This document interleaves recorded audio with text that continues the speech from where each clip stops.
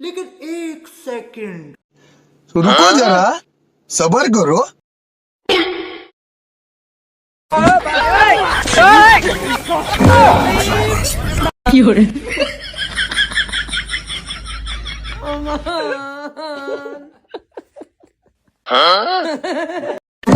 तुम जा